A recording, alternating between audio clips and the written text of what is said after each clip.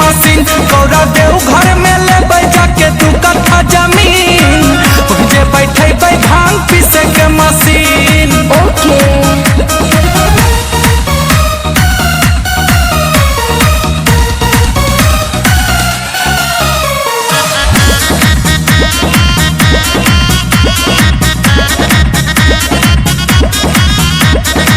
पता न रहे भांग पीसे के पारी हमारा दिन रात जी तोड़ देती रिश्ता न करती हम शादी और भंगी तोहरा साथ जी और भंगी तोहरा साथ। सुना गौरा हो मत जइहा हमसे दूर मन माने नहीं भांग बिना बानी मजबूर।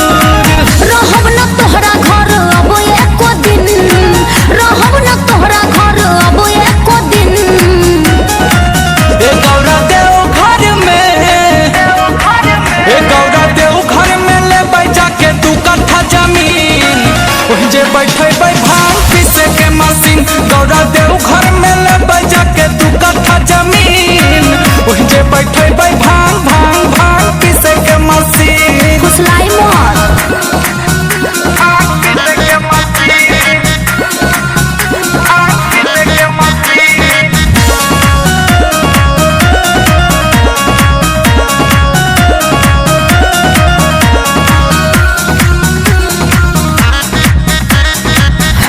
मत गाजा भंगे में कौन मिलेला सवाद जी दिनों दिन रौर देहिया के दासा भइल जाता खराब जी हर बात काहे नहीं बुझल।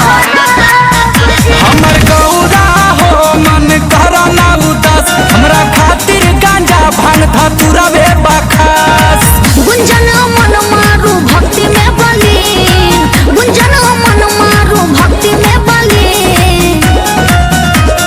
हे गौरा देव घर में बोली ना स्वामी जी हे गौरा देव घर में ले जमीन